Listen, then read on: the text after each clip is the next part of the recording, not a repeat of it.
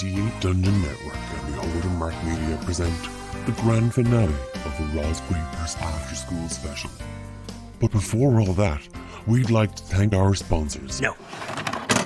No more ads, no more sponsors. This is my after school special, and I've barely been in it. Enough. Do you people not know who I am? Air the goddamn episode, or I swear I am walking off this set and you won't get me back no matter how many zeros you put after that one. I'm a goddamn professional. I have an audience. I have a following. Give my people what they want. More Ross all the time. By the way, are you lonely? Are you miserable? Or just plain old horny? Well, if you act now and use the promotional code ROSASS, that's after school special, you'll get 2.5% off your first date with us here at D8 Services. Devoted, desired, dreamy, or dirty. Oh, you can hear all sorts of stupid efforts with my legitimate business. Okay, roll tape, finale time. What do you frickin' do?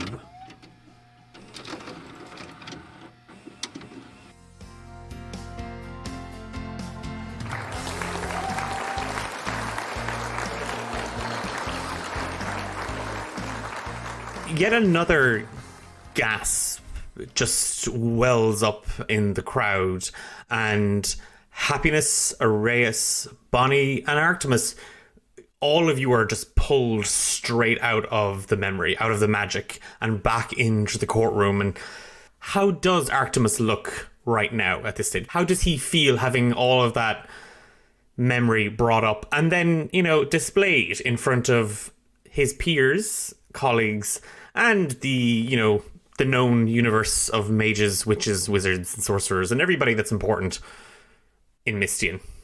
He just feels embarrassed and ashamed, and like everyone thinks he's a loser, and I think it's very difficult for him to hide. Almost like reflexively nearly teleports out of there, but and it wouldn't work anyway with the anti-magic zone, but has to sort of control himself. Mrs. Shufflebawtam also looks a little flustered. As the three of you kind of take stock of what's in front of you, Archmage Fausti just kind of shakes his head and... Miss Graypurse, as already outlined, you can't object to, what's happening.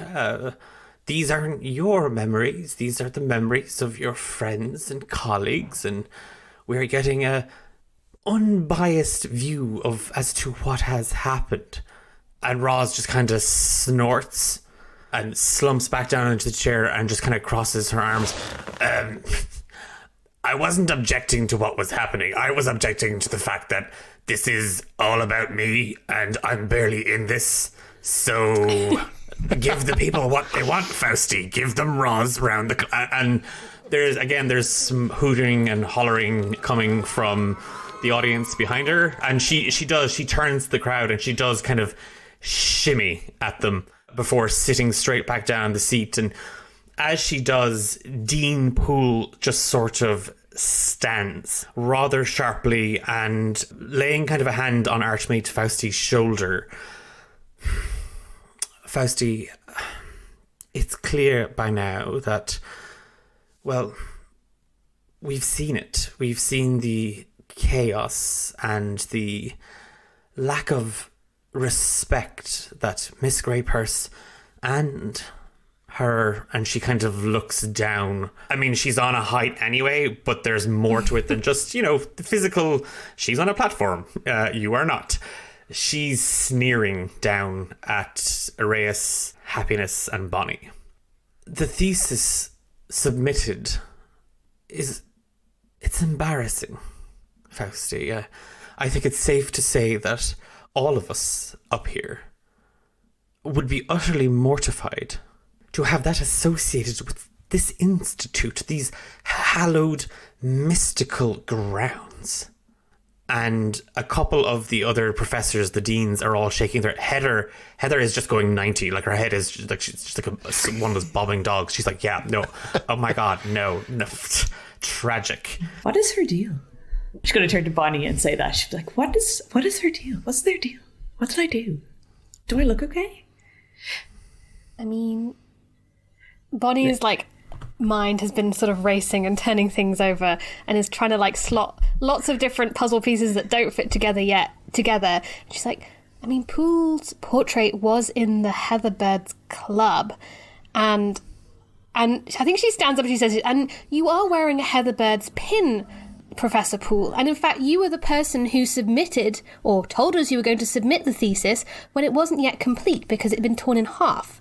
So I mean, what was in that thesis that you think is so mortifying that you would submit it to be assessed by our university without checking with Roz that it was finished first? And she sort of starts quietly talking and then stands up and says that and is like, yeah. Happiness is just going to start clapping. That was beautiful. Araeus will also start clapping. Oh my god! And 1 Bonnie second is like, after happiness starts. Yeah. However many years this has been, since school, Bonnie has gotten a lot more confident, mostly to do with horses still, but is like generally is like, she's been calmed by their presence enough to feel confident around others more so nowadays. She's going to be like, I love this confidence on you. It's beautiful. Thank you. I'm not really certain, Miss Verdante, what it is you are attempting to accuse me of. And I think it's very telling as well just how many people in positions of authority have got these Heatherbird pins on them. I seem to remember Miss Shufflebawtam also having one. And there's and indeed Heather is on the panel. And indeed Heather is on the panel, and they've clearly expressed a severe dislike of Roz. I mean, would you say, Poole, that you would associate yourself with Heather? I mean, if you all associate with each other and you were threatening to, lower our grades if we didn't give you the book that Roz was prepared to hand in, this all seems quite strange. Archie, I think you should ask Poole some questions. And it sounds to me like a severe conflict of interest. Yes, exactly. Especially if they have a predefined relationship with the person that is being put on trial at the moment. I mean, what's being put on trial, Roz, or the processes that are in place? Well, I think you spend a month learning law terminology. I think feel like you all Bonnie have. does like a little puts out her fist for a little fist bump with Araeus, like, yeah. I'm still angry with you about what I found out before, but also yeah. Araeus bumps it, keeps talking. And I think you're all holding your personal grudges and using the bureaucracy and the places and the processes put in place to hide behind them, and acting your own revenge against the very revered Rosalind Graypurse. I think that's about a minute. I'd like them to make a wisdom saving throw. Okay. Okay. Okay, so that's a 14. That's a fail. They were looking to beat 17. Okay. Words of terror. Once per short rest, you can speak to a humanoid for 1 minute, causing it to be frightened of me or another creature of my choice. I'm choosing it to be frightened of Bonnie. Okay. Specifically about her ability with words and law. Like, they're in a corner and There's it's a lot like, of horse oh bureaucracy that goes on, so Bonnie is very well versed in A couple of things all kind of happen at this moment. Oh no. Araeus, you draw not only Archmage Fausti's attention, not only Happiness and Bonnie's, but you call to the fact that there are Heatherbirds present here in the upper echelons of the Mystian University. And when you call out Mrs. Shufflebawtam, Agnes immediately attempts to hide the pen that she's using. And it is that weird thing of she put it down because she was trying to stop herself from crying. And she reached for it, knocked it forward, reached for it again, and then sent it flying. And it, because there's a large purple feather at the end of it, it does that weird little flumey thing as it goes to the ground. It rattles and rolls, and now everybody's looking at it. Heather Exhibit A. Yes. You focus on Dean Poole, and you can actually see her right eyebrow is raised very sharply, and then it starts to quiver, and she's kind of now looking at you, Arktimus, to maybe turn the tide of this. Yes, Dean Poole. I am curious, though. We are here to question Ros Graypurse, and whatever my feelings on the individual doesn't change the fact that we're here to come to the truth, and I'm a man who values truth, and I think it would serve the court to know what was in this thesis that was so objectionable. We haven't heard the actual details. Professor Shufflebawtam, do you really think that Miss Graypurse could be capable, brilliant enough to devise grand theories on the arcane properties of love?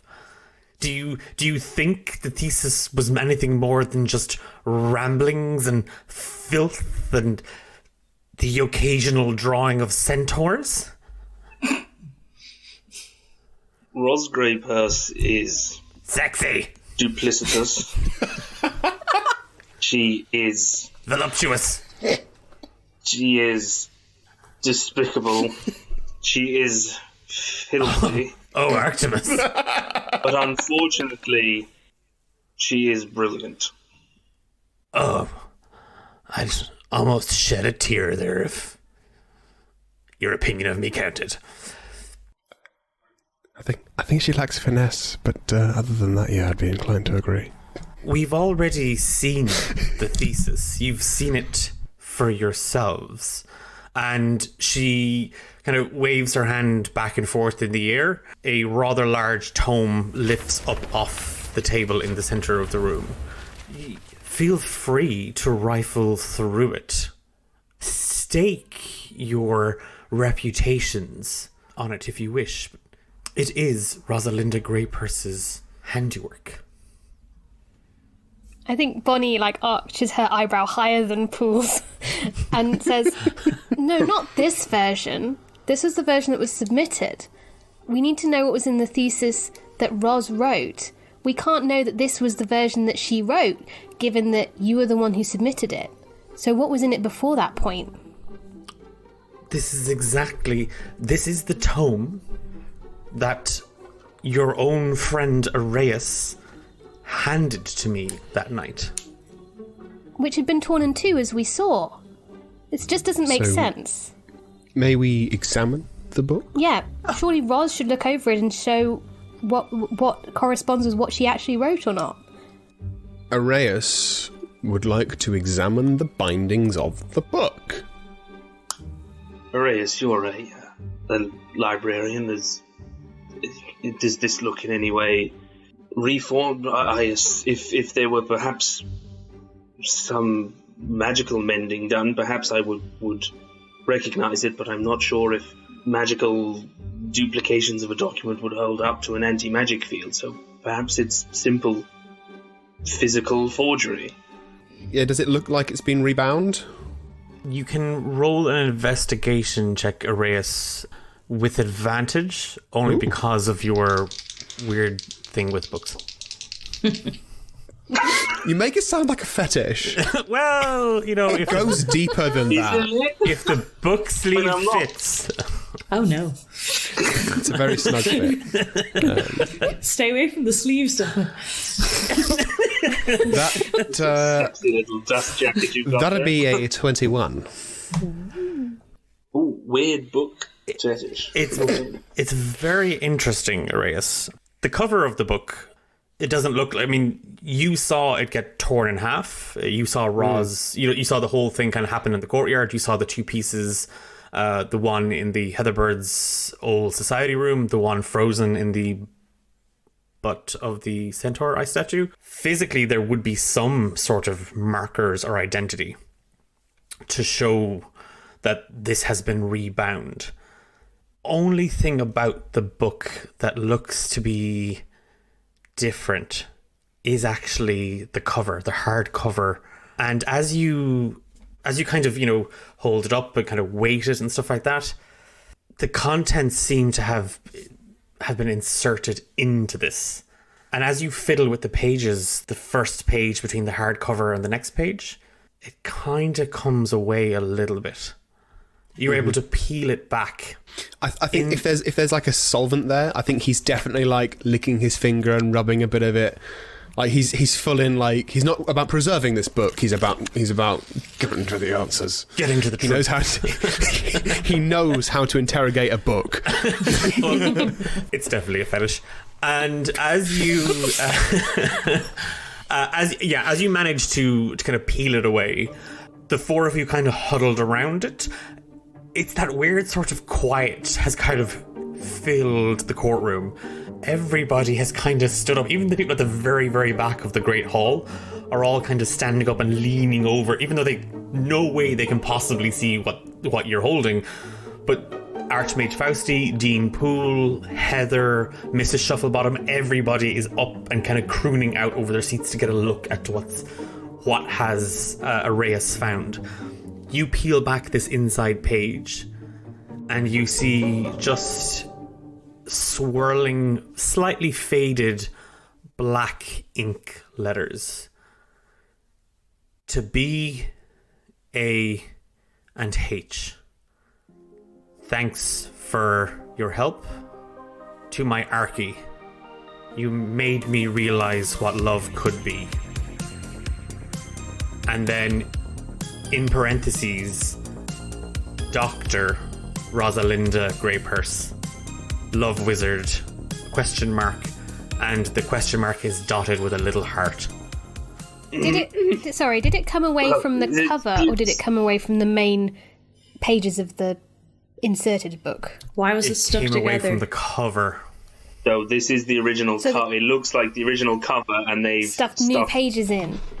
Those pages, these look like they might have been haphazardly glued in. It has been haphazardly glued in, which means that the person that it was entrusted to did not care for it properly, nor was it submitted in its original form. There's gasps from the crowd. And there's with each one of those revelations, Araeus, there is just like yeah. And then a couple of people pass out the from prosecution. Mostly from happiness, because she can't contribute anything. So she's just like, oh my gosh. Happiness is just there for the drama. As a member of the prosecution, I fear Archmage Fausti that this evidence may have been tampered with. Araeus turns with a silent j'accuse, like Phoenix Wright style. Happiness is going to reach into her briefcase and just take out a string of pearls to put around her neck and then clutch. I don't know if you still have inspiration, Happiness, but you can take inspiration for that. Thank you. Dean Poole just kind of looks a little bewildered. So your whole argument is that I, a esteemed member of Mystian University's High Council, doctored a fourth year's thesis. After accusing and blackmailing several other students, yes. To what purpose? What is my motive? Why? I think we are the defence. We do not have to make those accusations. We're for the defence. I think that question needs to be answered by someone else. Roz, what was the conclusion of your original thesis, and why would the Heatherbirds not want that to be published? Roz just kind of takes a moment to kind of just, as everybody, again, all eyes kind of fall on her. She stands up and she clasps both her paws together I don't know why the Heatherbirds, Dean Poole, have such an issue with my work. It wasn't answering any of the big questions. It just posed another one. What's love got to do? Araeus nods solemnly. Remembering that night. Wait, what? I've spent my life trying to figure it out. And she kind of looks at all of you, and then her eyes fall on you, Arktimus. Why do you think your mom's friends don't like me, Arktimus? I don't know. And I don't like not knowing things. Mummy?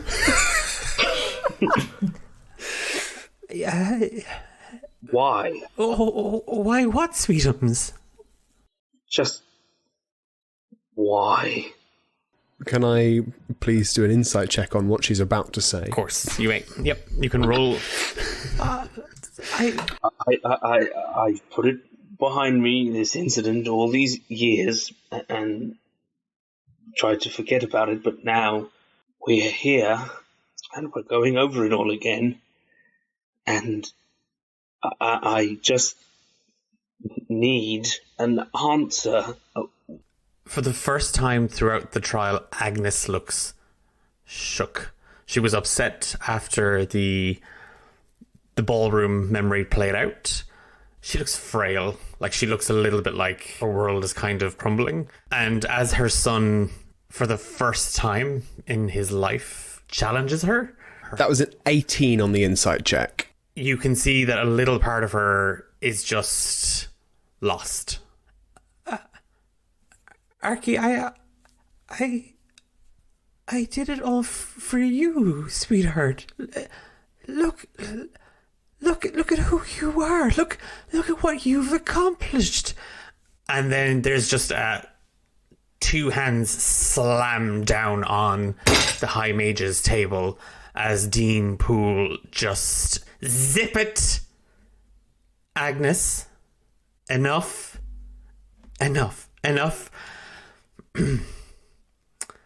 I will not stand here and have this ramshackle tribunal cause any more fuss and be smirching the reputation of Mystian University. Archmage Fausti, I think it's clear that Ros Graypurse and her associates, Bonnie Verdante, Happiness Tinderson, and Araeus Simmar, and Arktimus Shufflebawtam mean to do nothing but bring this solemn university's reputation down. And I simply will not stand for it. I move that here and now we revoke their alumni status and strip them of their qualifications. All in favour? Aye. How can I ask, how long does Araeus's whisper thingy Theo last? It lasts for an hour. Oh, okay. Cool. Bonnie's going to stand up and just stare at Poole, who's still afraid of her, and be like, I say no. I think we should listen to Agnes and what Agnes has to say. Araeus just leans over to Bonnie and is like, something about censoring a witness? Something about, censoring a witness, yeah. Bonnie's just staring at her. Arktimus turns to the stands, the crowd, to Archmage Fausti, and he says, esteemed faculty, Archmage Fausti, alumni, this is an institute of learning, the finest institute of learning in all the realm. For better or worse, are we afraid of questions? Here? Is this not the place for questions? Yeah. Oh, was that ruling not in favour of us? Oh, okay. Okay, sorry. No. Happy puts her hand right. Yeah. I like to think Happiness saw everyone else put their hands up. One of your pearls is rolling away. What he said. Yeah.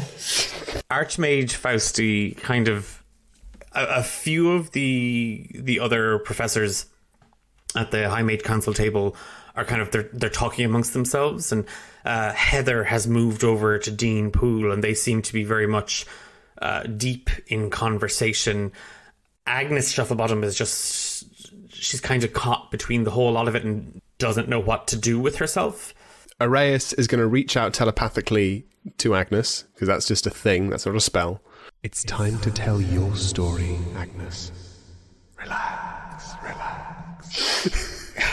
Give me a persuasion check, Araeus. Oh, damn. That is 18 plus 7 for a 25. Jack of all trades, baby. The echoing wet whisper in Agnes's ear, and because it's in her ear, even though it's telepathically, it's in her ear, because there's something wrong with Araeus. Agnes kind of loses herself in all of this kerfuffle. Archmage Fausti is calling for a recess. He's calling for this thing to be adjourned so that they can discuss what's just all these revelations. Agnes, with the pen that she picked up off the ground, just slowly lifts her hand up and waves the feather in the air. Objection. Archmage Fausti? I'd like to totally recall the events as I remember them. Yeah! Having this, the pearls snap, but then repair themselves, because they're dramatic pearls, and you break them, and they're like, oh, the dramatic effect, and then they fix themselves back together. A monocle appears as if from nowhere into a glass. There's just a silence, because everybody kind of now looks at Archmage Fausti and at Agnes Shufflebawtam, and what will be the outcome of this. And by now you can actually, all of you have a better sense. The trial has been going on for hours. And the large stained glass windows at the back of the great hall have darkened, and you can see the stars beyond, and the wonderful spiraling galaxies and night sky, clouds, all just sort of disappearing into the back. And Archmage Fausti kind of trots up and down along the table. Well, I'll allow it. If only for the drama.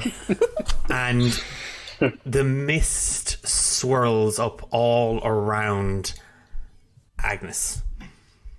And it begins to take on shapes all over. And we see Agnes back in the heydays of Mystian University, well before Happiness, Araeus, Bonnie, Roz, and Arktimus ever set foot. We see Agnes as a young woman, kind of just gliding through the halls. Is she hot? No, because she's young, but she still looks like an old woman. She's like, it's one of those people that you know when the people are saying that perpetually. I didn't ask what age she looked. Yeah, she's hot. Okay, she's a hot young old woman. Yeah, she's always kind of dressed older than she actually was, and we see her kind of moving all around. Running up to her, we see Dean Poole, or the younger version of Dean Poole, and the two of them kind of go hand in hand almost to the library, and there they submit a formal application to establish the Heatherbirds Society, a group of wizards and witches who promised always hold the esteemed values of arcane arts, magical discovery and exploration, and the sanctity of higher education above all else. And Heatherbirds become the highly sought after popular group that really want to safeguard magical properties and magical studies. Time moves forward, and while most of our classmates go on to great careers, some even becoming the heads of departments, Agnes finds herself sidelined. Agnes becomes a school administrator, college administrator, and takes great pride in her work.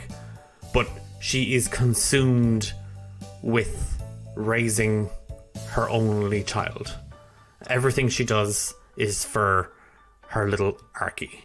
And the Heatherbirds Society continues long after they establish it. But it takes on a new life and a new form. It becomes a space for the creme de la creme of wizarding and witch society to hang out, to bond and connect, to rule the roost at Mistian. It isn't until Arktimus joins Mistian University that Agnes takes a more proactive approach in college life and the society. Enlisting the aid of Dean Poole, Agnes has become alarmed because Archie is hanging out with people that don't take magic very seriously. And Dean Poole quickly realizes that amongst this group of tyrannical teenagers, there's one figure that seems to really have a disdain for traditional values. Roz Graypurse. And Dean Poole is horrified when word reaches her that not only is Arktimus dating Rosalinda Graypurse, he is in fact assisting her with her thesis. And a plan is hatched to do away with the thesis. But that doesn't quite work out. The next best thing is to frame Roz. And the pair enlist members of the former society that they had set up. And we see Agnes Shufflebawtam sat at her administrator's desk, a bottle of glue and a little brush, and she manually binds in torn pages out of the library that Dean Poole acquires for her, and between them, they falsify Rosalinda Graypurse's thesis. J'accuse! And Agnes is standing there, her shoulders just bobbing up and down as she is sobbing, just tears. So now what? Agnes, Archmage Fausti, what I did to protect Mistian University from her kind, from their kind. There's just a very weird, heavy silence in the air. Nobody can quite believe what they've seen. And Archmage Fausti just kind of shakes his head. Dean Poole, I quote a very good friend of mine when I say, Mistian University is not just a place of learning. It's a place to ask questions. And everybody turns to stare at Dean Poole. What are the four of you doing? Staring at Dean Poole? Happiness is quietly going to go back to putting her hand on her chest with a surprised face on, and just as she watched the events unfold. Arktimus is going to walk up to his mother, and he gives her a hug and sort of puts her sobbing, against his chest, and he says, "You did your best, Mummy, and I'll always love you. But I think it's time I moved out. I'll come round every Sunday because I think we have some things we need to talk about." Agnes, when you just first say you're going to move out, the sobbing becomes an uncontrollable wailing, and she's kind of half buried into your chest, Arktimus, but she's kind of nodding, she's acknowledging that this might have to happen. So now what? I attempt to keep the reputation of this university intact, and I'm the villain. I'm the bad person. If we had published Rosalinda Graypurse's thesis, we, and she gestures around at the high table, would have been laughing stocks. What's love got to do with it? Nothing. Love's got nothing to do with it. There, I've answered your question. You absolute hack. And Roz now stands up and is gripping the bars and just fuming. I think... You want to know what real magic is? Because I'd really love to show you.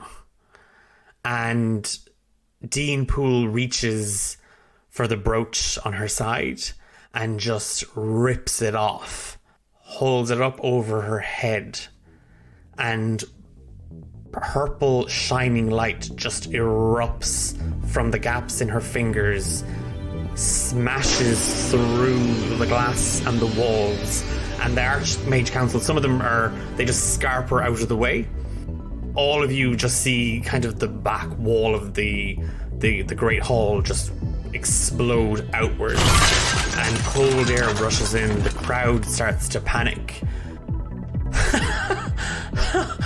Oh, it's going to be great to eat all of you.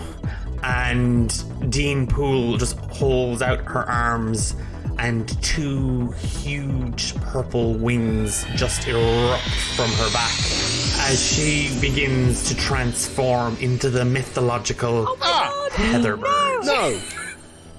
The crowd are panicking. The High Mages are, any of them in the vicinity of her, including Heather Lockspear, are all kind of just sent flying backwards. There's just this blast of arcane energy. And all of you see the room itself ripple. Like the energy in the room actually shakes, and the walls shake in dust. Tapestries, the glass windows all along the side rattle violently as Dean Poole's giant purple wings fold in around her, almost kind of cocooning her. And then she starts to grow bigger and bigger and bigger. And the wings just burst out. And as they do, a second wave of magical energy just ripples out like a shockwave. And as this one hits you, all of you feel an intense cold. And as the purple feathered creature unfurls its wings and tail, you see the air around it twist. Snow and ice fractals just forming, wisping all around it. You see behind her the night sky itself swirling, the stars themselves following her every movement. And as her large head just unfurls upwards, you see this shimmering silver beak and two glowing eyes made of starlight. And a scream erupts from the Heatherbird. Finally, I can shed off that ridiculous form. Behold, the new Archmage of the Mississippi University. Bow. And she's just kind of floating in the air. Happiness is going to give a small bow. I think Bonnie grabs your arm and is like, no. And he stands up again and is like, no. Arktimus, he is going to say, well, I always found your classes stifling. And is going to, because he has, as an artificer, he's got a bunch of magic items. He has got winged boots in his armor. And he is going to start flying towards the Heatherbird. Assuming he can, and he's going to make 2 attacks. Okay, so you want to just charge straight at her. Araeus, Happiness, and Bonnie, what are you doing? Can I do some sort of history check to see if I know anything about what the fuck this is? Sure, you can. Oh, shit. I've rolled a lot of 18s this session. Okay. This is an 18 plus 9 for a 27. So you know what it is. You know kind of a little bit about its history. So one of the things that you know is that it is Fey. Other thing you know is that this thing comes from the moors on the Void.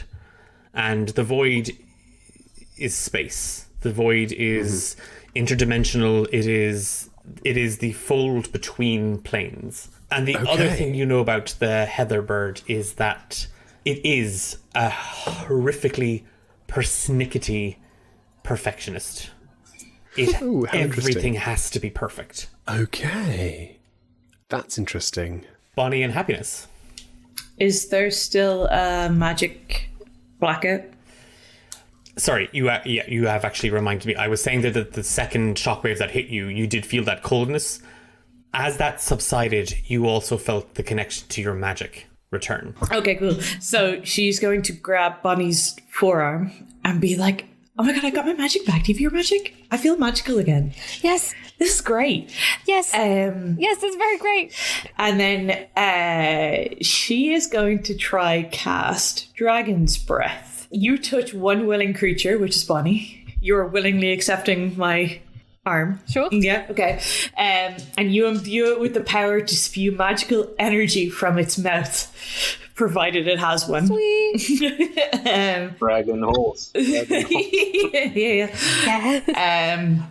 And then I am going to try, I get to choose which type of damage. Which type of damage do you think this bird... Well, what I was going to do was I was going to ask if I could do some sort of nature or perception check. You know, I work with a lot of horses, but I also work with a lot of winged horses now. If I could work out this cold magic, is that a sign that the heather bird itself needs to be cold, aka would fire be more damaging? So maybe I could be doing it at the same time. Yes. So Sure. happiness can decide what that would be. Yeah, so if you want to give me a nature check, Bonnie, and as this is happening, Arktimus, you are kind of flying straight at it with a weapon drawn. So we'll come, and then so obviously, because since you've all decided to Helf Leather this, we will be rolling for initiative once we get the Bonnie's roll. It's only a 12, unfortunately. But it's got snow all around it, so who knows? It is emitting a lot of cold energy, which would probably tell you that it is, if not immune, then probably resistant to it. As for discerning a weakness, you don't see anything to say that fire, just because it seems to like the cold doesn't mean it would be adverse to fire.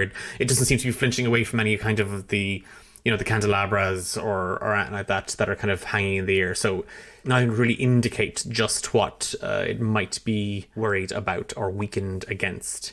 And with that, and I'll let you take the first attack, Arktimus, as a surprise attack. What did you roll? It was a 15, but... Okay. As you charge at it and you lunge forward with your left arm to just strike its right wing with a flap of purple feathers, you are actually sent flying backwards, Arktimus. Everybody roll initiative, as your 15 does not land a hit. That's 16. 6.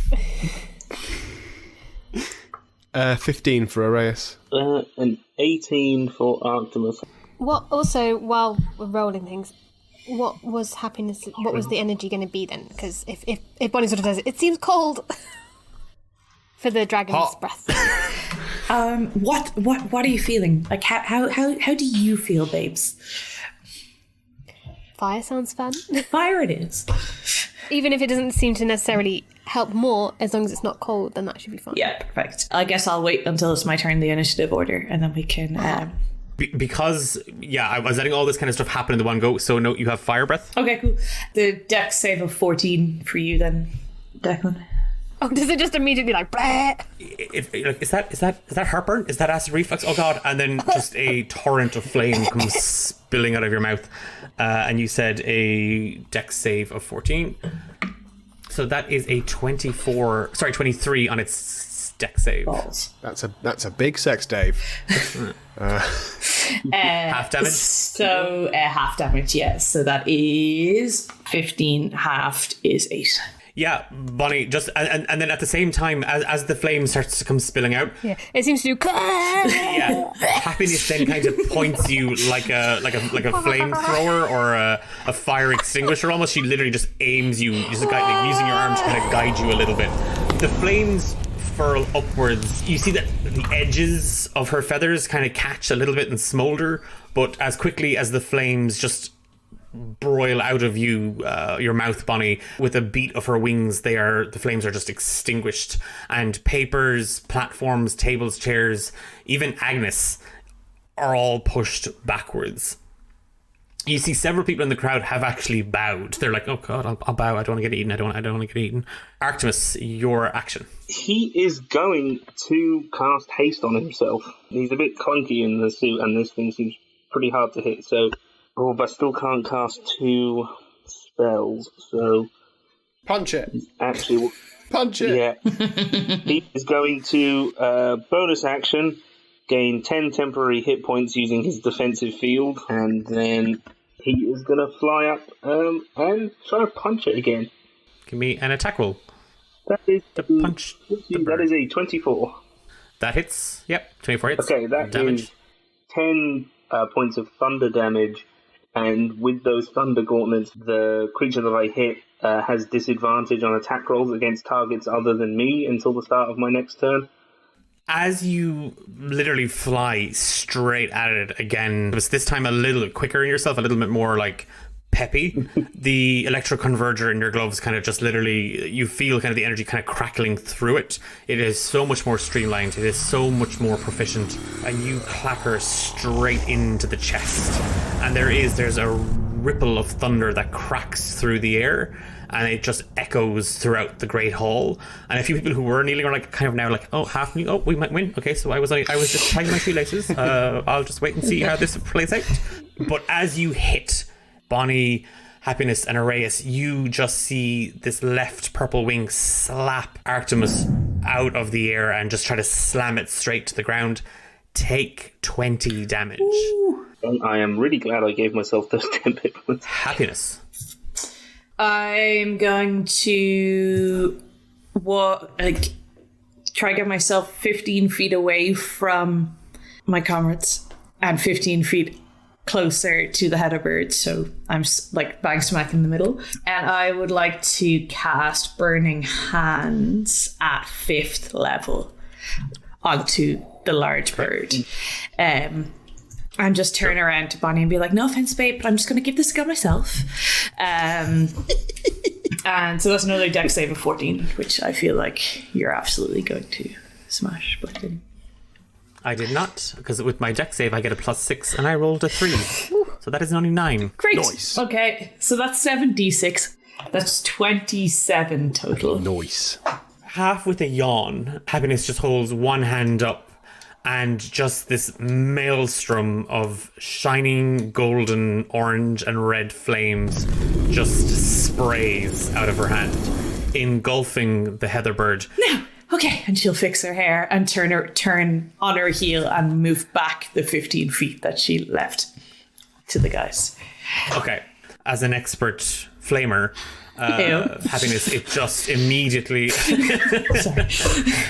yeah, it's different. Even the heat and the whole Great Hall is lit up with it. Happiness, as you turn on your heel and walk back to Bonnie and Araeus, give me a perception check. For sure.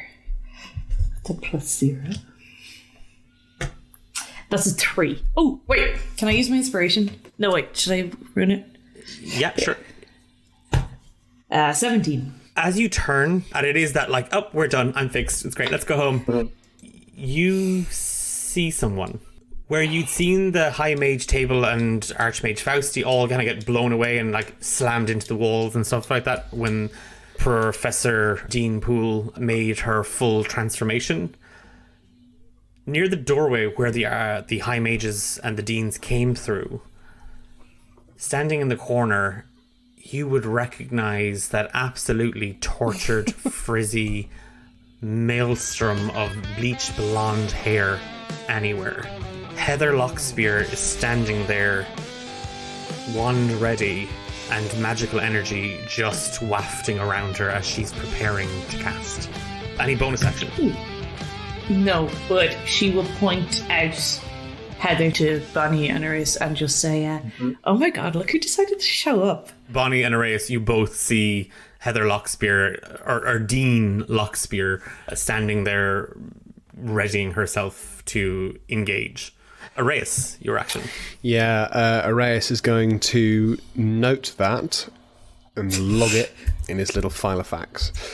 And in fact, he's going to turn and look at her, and as he does, his eyes just kind of glow white. He takes out a So you guys remember at school, Araeus had like this big boombox. He takes out of his pocket a rectangular object, sort of no larger than a book, but inside it is a smaller sort of rectangle that's got cables and stuff running around it. He takes out his Walkman, and just fast forwards, turns it around and presses play, and just like this enchanting melody floats out towards Heather Locksby. Can she make a wisdom saving throw, please? Okay. That is a 9. Oh my god. She has just failed a wisdom saving throw against Dominate Person, the 5th level enchantment spell. Oh, goody. We have a telepathic link as long as the two of us are on the same plane of existence, which we are. And so he's going to just give her the command of... The way Araeus' eyes went milky white, Heather Lockspear's have also now kind of gone milky white. And where she was staring at the three of you, kind of intently focused on you, her gaze now shifts very, very robotic-like to the Heather bird. Yeah. She is very much focusing on this. Any bonus actions, Araeus? I will do nothing with my bonus action other than plug my headphones back into my Walkman. The Heather bird just ruffles her feathers, and where she stood a moment ago, she's no longer there as she blinks away in smoke. And Arktimus, as you you feel her weight just vanish off of you, all of you feel this cold energy emanating, and she reappears right behind Bonnie, Happiness, and Araeus. Her neck preening upwards, coldness just pulsing all around her. Her eyes inflame with starlight. Her mouth opens and you can see stardust just spilling out, and she breathes down on top of the three of you as she uses her breath weapon. And Arktimus, you're going to get caught in this as well because you're within 60 feet. Can all of you make a dex saving throw, DC 17, please? Oh, I failed. That's a 7. I failed. It's an 11. I failed. Dirty 20 for me. Yeah, I got Okay. 8. This blanket of void energy just explodes out. It rolls across the courtroom floor and the hard marble floor of the Great Hall. And as it hits all of you, you just feel this intense cold and then a burning pain that follows it. Everybody who failed, take 28 damage. 14 cold and 14 radiant. I take half damage from radiant! Half as much if you... Damn it. Half as much if you were successful. So, that's 21 damage for me, because I take half damage from radiant. You have the bad. So, half of 21... I know. Half of 21 is 10. That's my con save that I need to beat to keep concentration on my spell. And my dice keeps landing on a big number, then rolling over to 5. That was a 7 for the con save, so she is no longer dominated. Unless Arktimus wanted to use a flash of inspiration. Yeah, I was going to say, I can use that for the con save.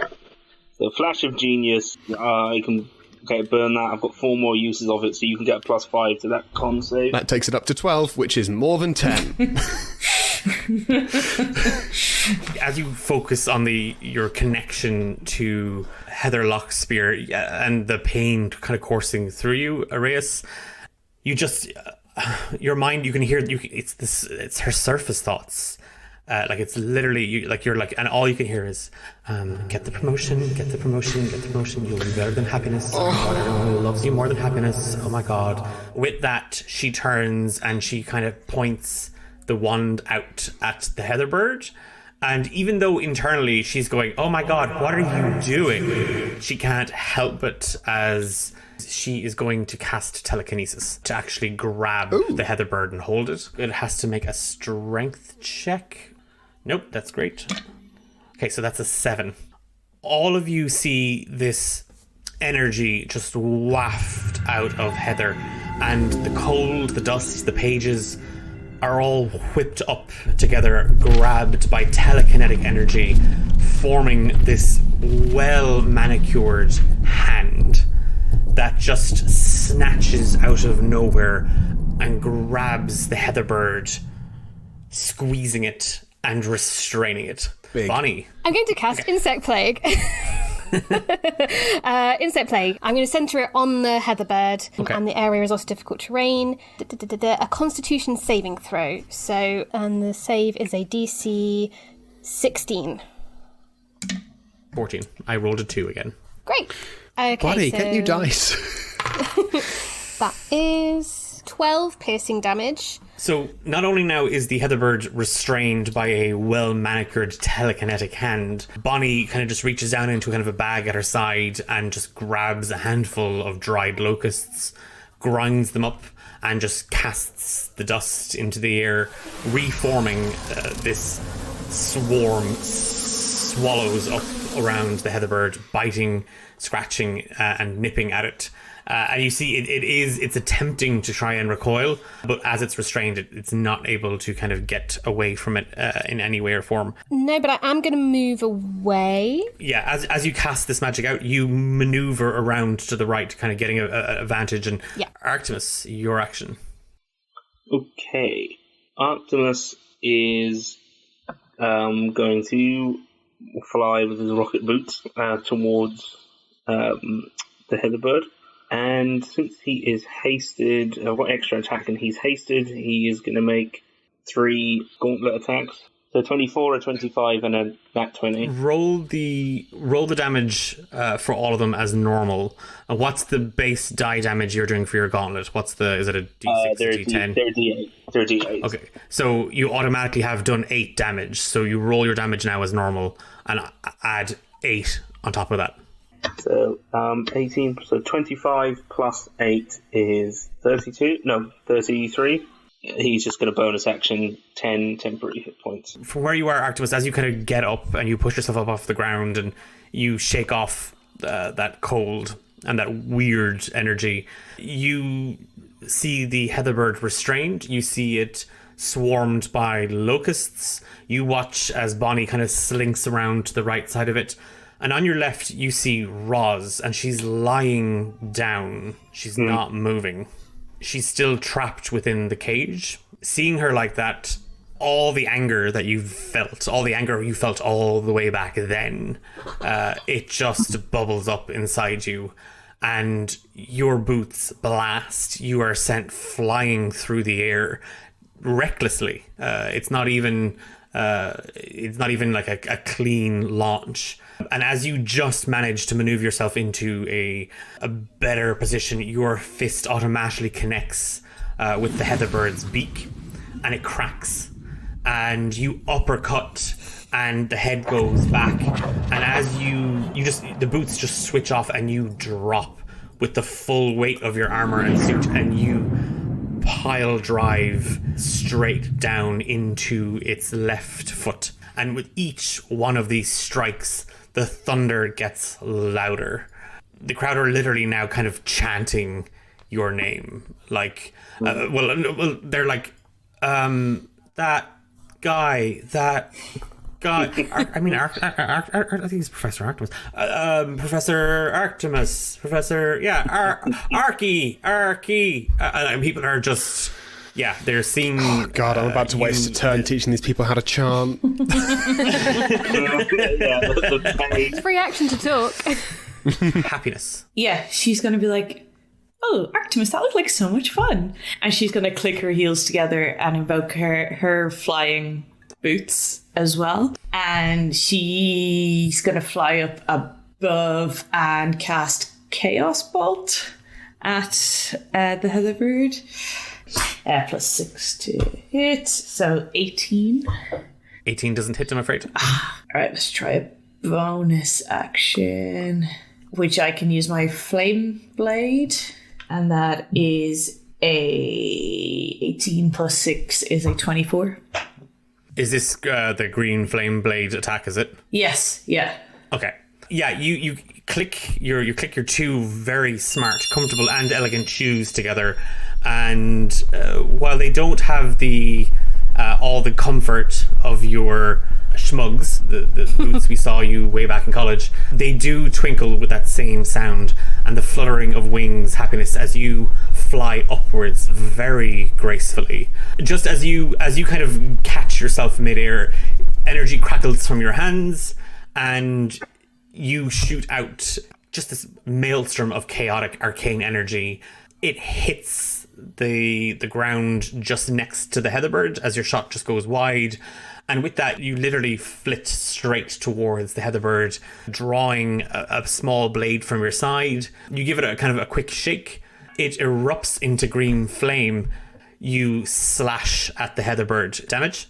12. You literally slice straight into her left wing. You see the Heatherbird kind of wince back in pain, and you just hear all I wanted to do was to make this a proper place of learning. You people don't deserve me. Araeus.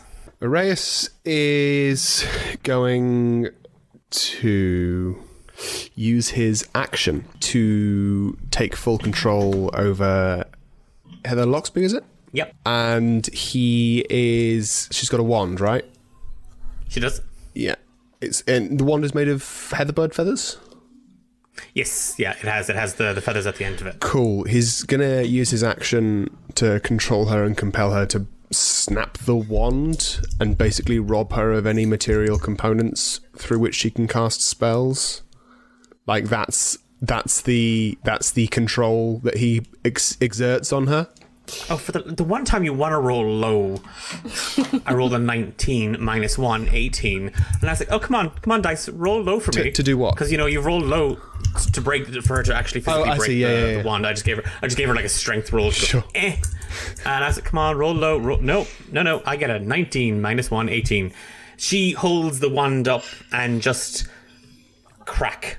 She splits it right in half. And when she does, you see that the feathers, they molt. They don't the wand doesn't just break away in two pieces. The feathers actually molt. And with that... I mean, she's definitely going to take some damage from it, but... Okay. The Heatherbird, her whole form crackles. Like static on a television, like stars blinking in and out. And you see it kind of writhe in pain, and then it holds its shape again. How interesting. What does it mean? Bonus action. This is the only thing about bards, is they are never really spoilt for bonus action choices. Bonus action, going to give bardic inspiration to Bonnie. 1d10.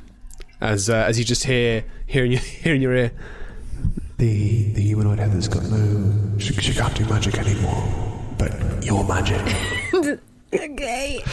It's so moist, please. And with that, so I'm going to roll 3d8 as the Heatherbird uses its legendary action. She recovers 15 health. Fuck. And she, like, the form, it's still looks weakened. She doesn't look as robust. She doesn't look as formidable as it did when it first appeared. Mm-hmm. You can still see scratches, and you can still see the broken beak, the cracks in it. The talon has healed itself, and on that, it immediately swings a wing out at you, Happiness. Oh. And that is 23 to hit. Yes. Oh, no, Silvery Barbs. Reaction to cast Silvery Barbs. Okay, 19. Okay. With Silvery Barbs, that is a 14 to hit. It does not hit. Okay. And the advantage goes to Happiness. What does Happiness hear just as the wing's about to hit her? What's the Silvery Barb? Well, it would hear Araeus going, not even the best Heather in the room. Okay, I'm actually giving you inspiration for that.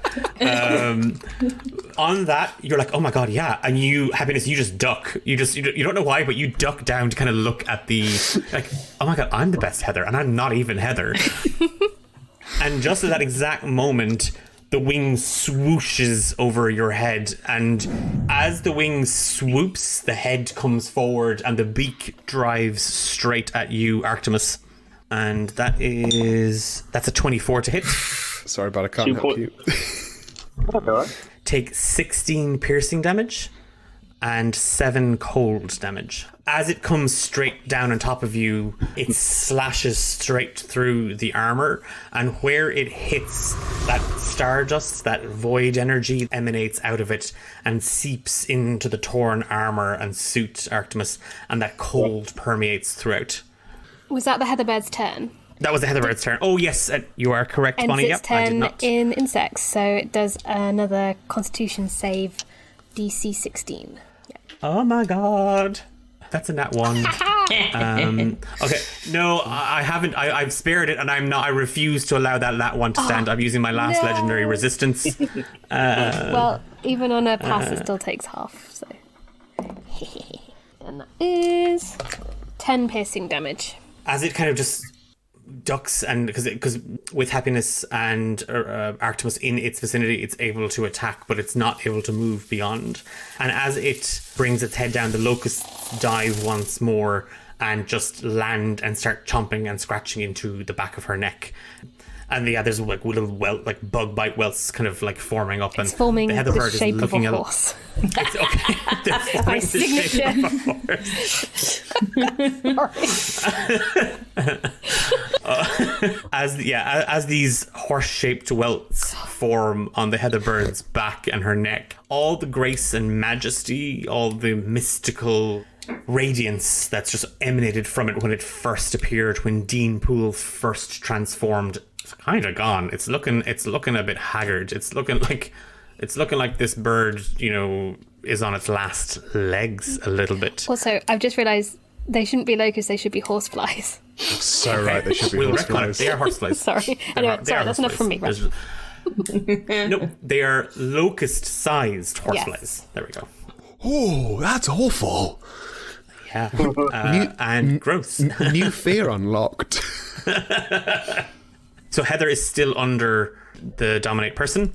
She is. She's just under the instruction to do as much damage as she can against the Heatherbird. Again, she just locks eyes on the Heatherbird, and it has to make an intelligence saving throw. I guess I can just hear her going, I don't want to do this. I really don't want to do this. Yeah. Why the fuck am I doing this? Oh my god. Why am I attacking my boss out in the open? We've all dreamed of it. And as she does, you just these other thoughts kind of bubble up to the surface as she casts Mind Sliver, and what you hear, Araeus, is just and oh my god, even shoulder pads. Jesus God, no one wears those. And a Mind Sliver attacks. Nice. And you all see the Heatherbird recoil in pain as it is struck with this psychic energy, and its head just kind of winces back and forth, and it's like, no, but the shoulder pads scream of authority. It is Bonnie, your action. In that case, I'm gonna kind of aim. It's so big that I aim at its body and I cast Thunder Wave, and I'm gonna do that at let's say 3rd level. Treat yourself. Treat yourself to a little 3rd level Thunder Wave. So 15-foot cube originating. So yeah, again, I'm sort of aiming towards its back to try and get it and not everyone else as much as possible. Okay. So it's a Constitution saving throw. So a DC 16 still takes damage on a fail as well. So that's a nat 1. Yes. It's coming back round after you legendary actioned it last time. Yeah, I should have held it. So Great. Yeah, what dice? What damage die is it? It's a D8. Okay, so we'll hold an 8 again. Yep, and I have done 19 thunder damage, and on a failure, also pushed 10 feet away. Just a few more insects bite it. And any unsecured objects are also pushed along with it.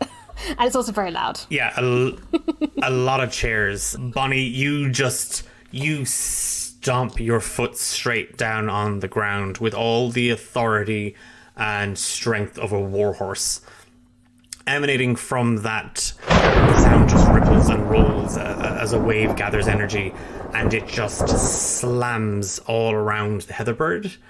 It is shoved. Chairs, a few people that were kind of half lingering nearby are all pushed back from the force of it. The Heatherbird is not... It's not holding itself as strong.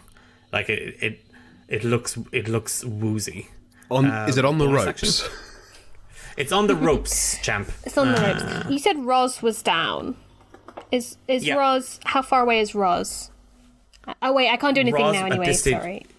Yeah, she'd be about, from where you'd moved and everything, she would be the other side of the hall to you now at this stage. Okay. So she's probably about 55 feet away. Okay, I might start running towards Roz then and use my movement to head towards Roz for my next turn. Okay. That's what I'll do. Artemis, a loud clap of thunder kind of knocks you back to your senses, and you see that the tear in your armor isn't as deep or as severe as you thought it would be. It is your action. Okay, well, she is going to pull back then, and hearing the thunder, he says to Bonnie that, that sounds like a good idea. Thunder, and we all know what comes next, as I will use my second and last, third level slot to cast. Now, it's not restrained anymore, is it? No, because it between being shoved back and moved around, it's the telekinetic grip is gone. Yeah, but I'm still going to go for it. He is casting Lightning Bolt.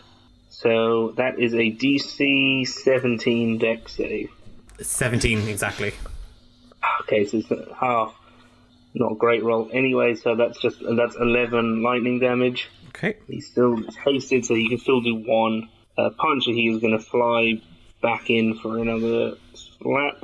21. Yeah, that hits. Well, I've got 14 thunder damage with the gauntlet. Standing up, getting a sense of the armor, you focus on the energy in front of you and what the electrical magic that's kind of coursing through you at this stage. One hand out, palm facing the Heatherbird, a bolt of lightning just erupts from the palm, striking the Heatherbird right into the chest. And before it has a chance to even flinch or react from it, you fly straight forward. Where lightning shot from your left, you punch it right into the guts. And another clap of thunder, not quite as loud as Bonnie's thunder wave, but it cracks it straight into the belly, and the Heatherbird actually makes an of blah as stardust kind of just spills out of its mouth, and the room gets even colder. Happiness. She's still just up there. She's like, "Are we not done with this yet?" And she's going to cast Tasha's Mind Whip. After having not Artemis Araeus inside her head, she's kind of getting a bit confused, and she just starts lashing things out from her own mind. So that is an intelligence save of 14. I should have kept my legendary resistance. Great, I have no bonuses to this. Oh, great, that's a 5 plus 1, 6. Great. So that's 3d6 damage, so that's 2 plus 1 is 3 plus 5 is 8. So that's 8 damage. As you're like, oh my god, Araeus, get out of my head, get out of my ear, you little weirdo. The psychic energy just like, it's that thing of it. It's partly Araeus' psychic energy fuddled with yours, and you're like, oh my god, get out of my head, and you just cast it straight out, and it's just a whiplash of psychic energy that just cracks through the air, and the Heatherbird, just recovering from getting sucker punched in the belly, just kind of looks you dead in the eye, Happiness, as this thing hits it right in, and you just see its eyes, the astral radiant flames that were burning out of it, flatten and become this weird milky white, and its head spins for a second, and you just no, you chose me. I'm your Heatherbird. As your psychic energy melds with the psychic energy emanating from the heather bird, Happiness, you just feel Professor Poole and her mind and the desperation she has as she clings on to the connection between her and the fey-like energy of this mystical creature. And just with kind of a little chuckle to yourself, you just kind of, just psychically, just give Professor Poole's hand a little nudge with your boot and just shove her grip off. And the heather bird vanishes. And Dean Poole falls to the ground with a thud. And everybody is kind of just looking on and upwards at you and Arktimus, at Bonnie, who's kind of slinking back, Araeus, Heatherlock Spear. Some of the high mages are kind of coming to now that the heather bird has dissipated. People are kind of like, what's happening? What's happening? And Dean Poole is lying there unconscious on the ground. Araeus will not quite end his spell. What he's going to do is he's going to just telepathically speak to Heather, the extant Heather, and say, "You won't go down in history as a bad guy. You can turn this around in your favour. Just remember who helped you." And then he releases the spell. She Heather looks at you, Araeus, the remnants of the wand in her hand, and she just kind of casts it aside. Yeah, nepotism aside, am I fired? And she's just looking around at the other kind of like, and she kind of goes to help up one of the other high mages, kind of up onto their feet again. Bonnie. Yeah, it looks like the heather bed's definitely gone. I will drop the insect plague. All the little horse flies go. Okay. Well, big horse flies fly off. I'm going to keep running towards Roz. I don't know if the cage is open or not, but I would like to try and heal her. Okay. But I don't know can I tell if magic is working around her in the cage? Yeah, the cage is still very much intact. It's quite strong. It would need to be, given that it is used to confine wizards and witches. But as you approach, you can see Roz is breathing. Okay. Like her body's moving. So it looks like she's sort of knocked out rather than necessarily like in dead. Give me a perception check. Okay. 24. Oh, you beat my performance check of 22. I guess I'm like, Roz is playing. Oh. Roz is playing dead. Oh, great! Thanks for helping, Roz. Great. Okay, real helpful there. Oh no! My hands on the board, like, great. Look, Bon. You know me. I'm a lover, not a fighter. And she's kind of like pressing herself up off the ground. Look, in your own words, what's love got to do with it? We were just attacked by a giant bird. Fine, you're cool. And you... Whatever. You did great, from what I could see, lying face down pretending on the ground, pretending to be dead. Right, okay, well, good. And I turn away from Roz, as like, okay, fine, you're fine. And I turn and head towards Dean Poole, I think. A crowd is kind of starting to gather around her. Archmage Faustes walked over by one of the automaton guards. Happiness, Arktimus, what are you guys doing? Well, Arktimus was considering thinking if Roz was potentially dead, but seeing her getting up and talking to Bonnie, I think he's a bit like, for fuck's sake. You know, it's been an emotional roller coaster. What this woman has put me through. You're welcome.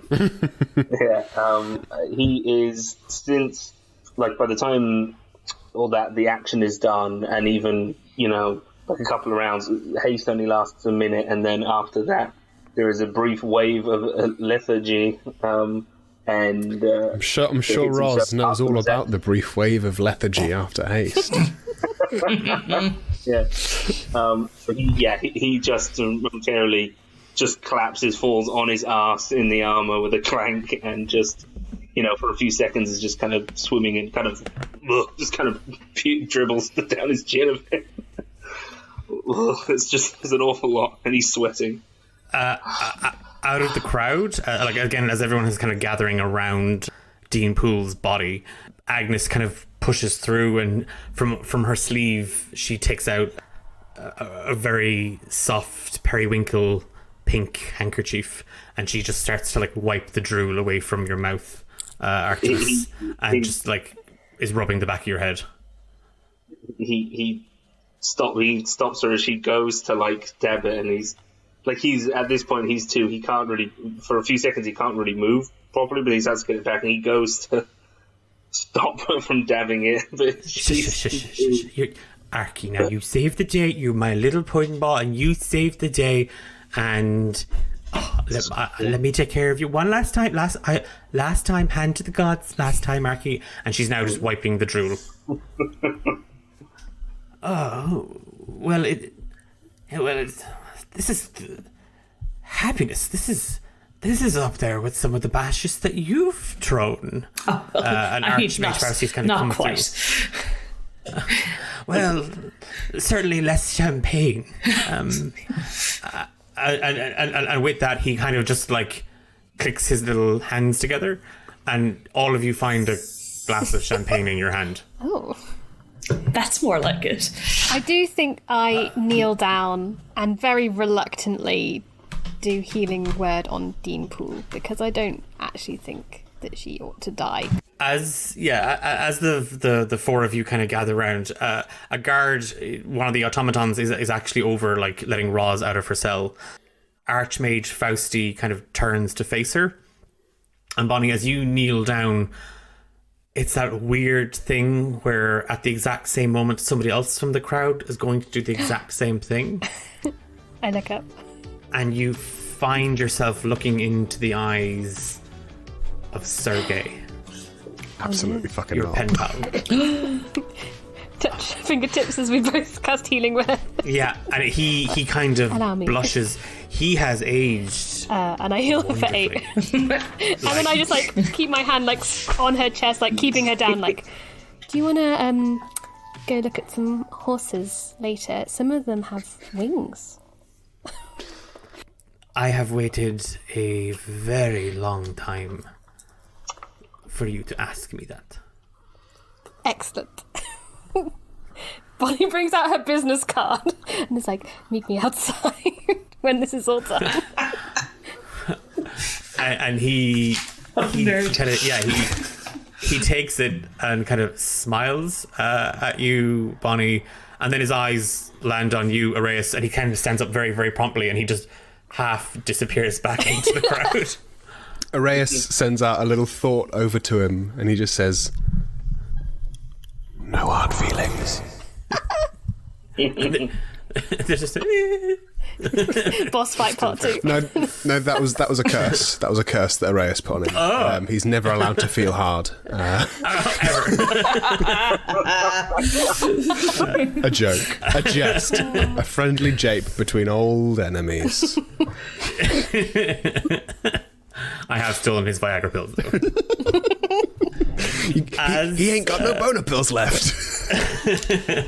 As Roz kind of like shakes off the debris and the dust from the floor that she was laying down in defensively, of course, waiting to strike, Archmage Fausti kind of turns. Miss Graypurse, it seems that you have quite the colourful bunch of friends, and he gestures at you, Professor Shufflebawtam, and a rather thunderous ex-lover, to thank for your, well, freedom, my dear. And he holds a champagne glass up. And Roz has one in her hand as well, and she just takes a big glug out of it. She polishes the whole glass off and kind of tosses it over the glass over her shoulder. That's it. I'm dragged out of my business. My name is dragged through the mud.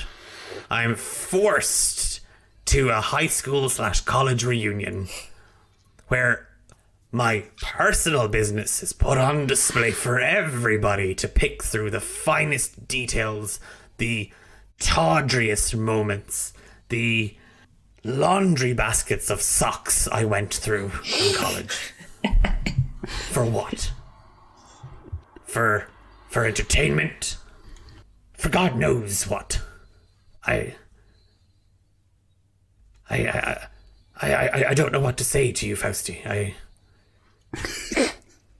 don't know how to feel right now. Araeus sidles over to Ross. Says, "You might say thank you." One moment, Fausti, and she turns to you, right?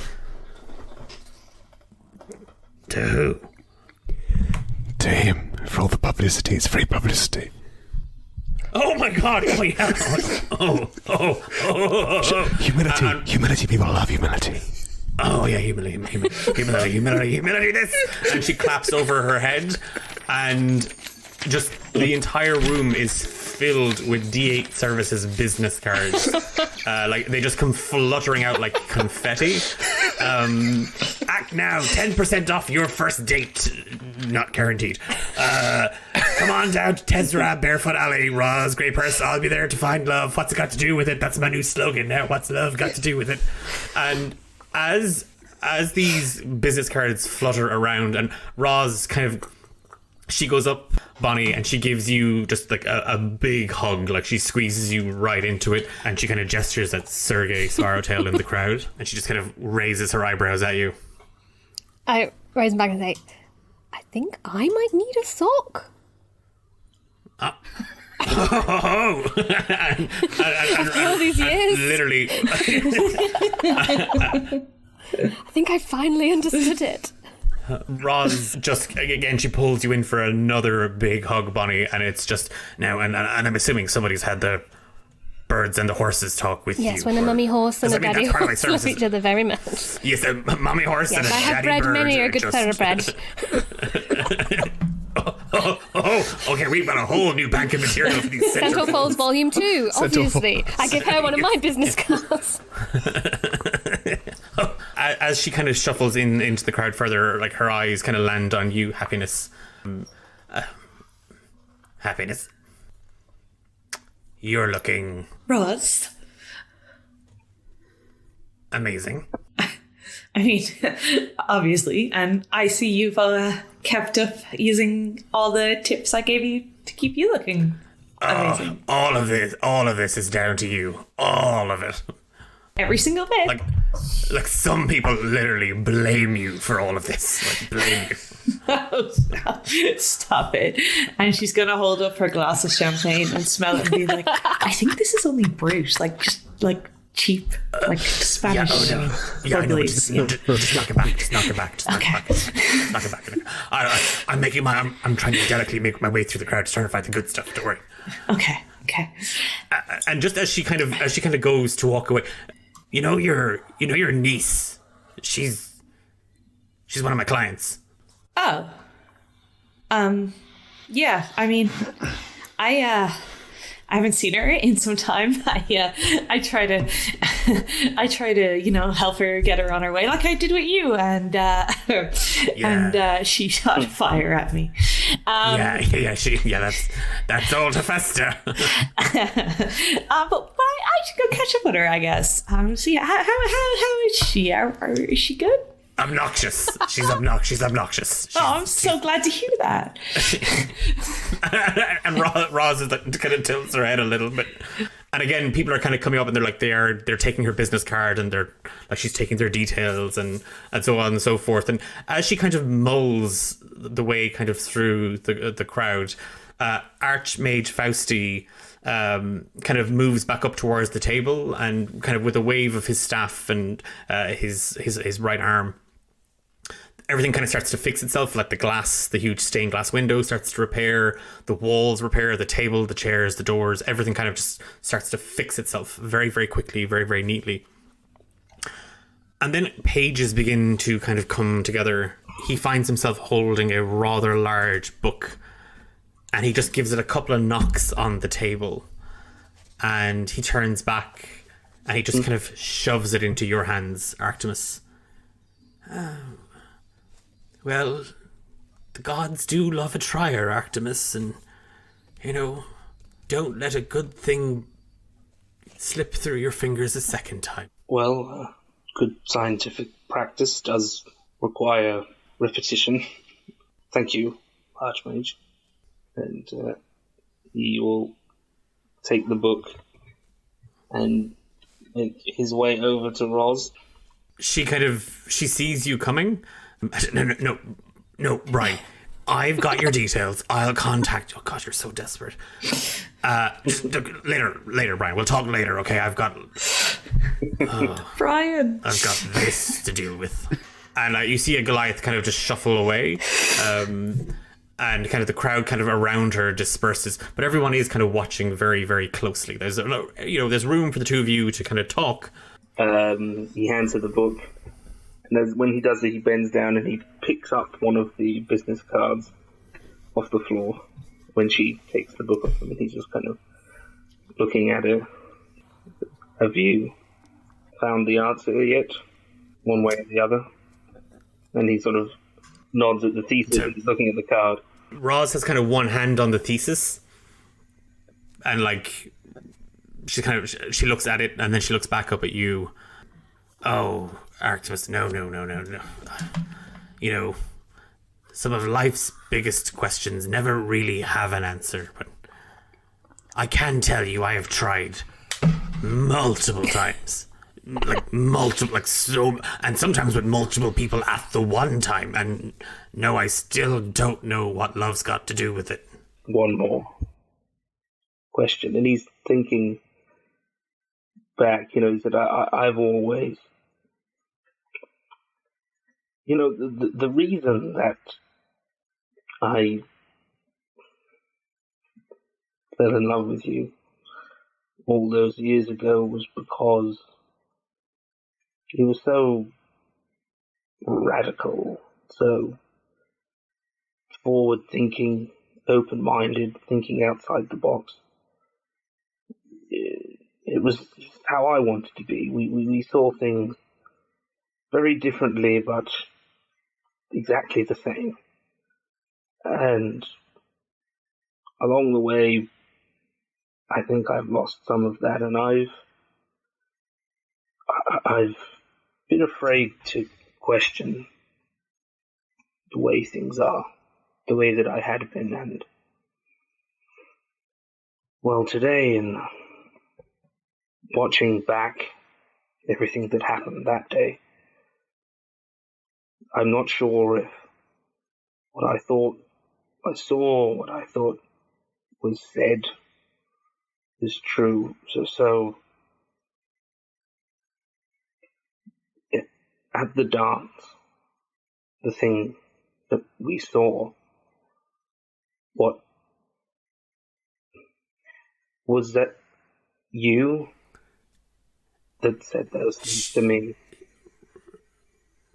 Roz pulls on the book a little more, Arktimus. As you bring up the dance and those moments, and she's pulling on it, but she's pulling you in at the same time. And one arm just kind of swoops around your back, and she dips you low. And she's just kind of hovering over you, and you can just see kind of the light in her eyes. And she leans down and she kisses you. And then she drifts right beside your ear. No, Arktimus, seriously, what is actually the punishment for academic fraud and plagiarism? Because that is... And she just kind of chuckles. She's now desperately trying to pull the book out of your hands. Yeah, he says, "Oh no, I was actually asking for a friend. I was asking for happiness. Dubious questions around her qualifications. After today, I don't think we can really trust Miss Diem's administrative system. So, whatever is in that thesis, I'll keep it between us. Oh, well, hopefully not for long. And she throws the book, the thesis, over her shoulder. And again, she pulls you in a second time. And again, it's a bigger, fatter kiss. It is that sort of stereotypical thing where, like, the crowd have all kind of come back in on top of you all. People are clapping and cheering. The business cards are still falling like confetti. They're piling up everywhere. It's actually becoming a health and safety hazard. The crowd outside the doors that were waiting and heard all the commotion have all been filled in, and they're all trying to spill in as well. And it is becoming a party. As we move away from the Great Hall, Mistian University on Mistian Isle, and we leave Arktimus Shufflebawtam in the clutches of Roz Graypurse, Happiness Tinderson desperately trying to distance herself from this party because people think she organised it. Bonnie disappearing into the woods with a very, very anxious Sergei. I think Bonnie in horse form, galloping away with Sergei on her back. Yes. Who is a falcon on your back? Glorious. As we move away from the island, we cut one last moment to the library where Chief Librarian Araeus Simmar holds the only copy of Roz Graypurse's thesis. And flicking through the pages one last time, and he finds himself drifting to the last page. And the question, what's love got to do with it? Got to do with it. He ponders the question, thinking about the relationships he's had with his friends and what love can mean to different kinds of people. And he realises that love comes from a firm foundation of trust and everything, but you cannot force someone to love. Araeus ponders the great question and concludes that it must be a second-hand emotion. I can't give you any more inspiration. We're coming to the end, but god damn it. I've been sitting here like, I have to say it. If I don't say it, I'm going to explode. I'm going to die if I don't say it. This was the Roz Graypurse After School special, and I have been Declan, your dungeon master, and it is about time that I actually introduce you to the phenomenal players playing the indomitable warhorse. Bonnie Verdante is the wonderful Philippa. Yeah. So yes, I've been playing Bonnie. My name's Philippa Mort. You can find me all over the internet at MortPhilippa, 1L2Ps. If you want to find some of my other stuff, I write little adventures and games over on Itch.io, also under Philippa Mort. And I also am regularly over on Twitter and TikTok at MortPhilippa. And finally, if you want to see me GMing some stuff, I am about to, probably by the time this comes out, I'll probably be in the middle of doing a short campaign of Mouse Ritter called Mice in the Herb Garden over on Girls Run These Worlds. And thank you very much for having me. I've had a wonderful time. Playing the very moist master of pages and beats, Araeus Simmar is the completely and totally charismatic. Thank you ever so much for allowing me to play Araeus Simmar, the ASMR Asimar. He's a cursed little creature, and I'm very appreciative of it. Hello, I'm Josh. You can find me online or in a dark, damp corner in your house at Joshy Longlegs. That's JOSHYLONGLEGS. You can find me on Twitter, Twitch, Instagram. You can also find me on Itch. I'm going to start making games myself. My first game, my debut game, which is a feral little card game called Goblin, where you're a goblin in a bar fight. That's the game. When this episode goes out, will be available on itch.io/Joshy Longlegs, I think. That's my personal stuff. I'm also available as a DM for hire or a voice actor if you want that sort of thing. I don't do ASMR. You can also find me DMing at Dice and a Slice. That's DICENASLICE. Dice and a Slice, the only D&D 5e podcast powered by baked goods in an entirely homebrew world of nautical mischief and misadventure. You can join us as we are in our second season now. It's going really well. It's really good. We had a new cast member join us, and it's just fantastic. We're having a great time. We've got a Discord, we've got a Twitter, all that good stuff, where you can find us wherever you cast your pods. Two more things. If you are East Anglian in the UK, I'm part of a new collective called Folk and Law. We are doing regular events culminating in a storytelling convention festival that will be happening every year. Find us online at Folk and Law UK. And finally, when this goes out, my partner and I, Alicia, will have started our new business, Fable Events, or Fable UK. That is a D&D team building company. So if you are based anywhere in the UK or abroad and want to pay for the fees, we will come and use D&D to help build your team to be better versions of themselves. It's more fun than doing a Myers-Briggs test.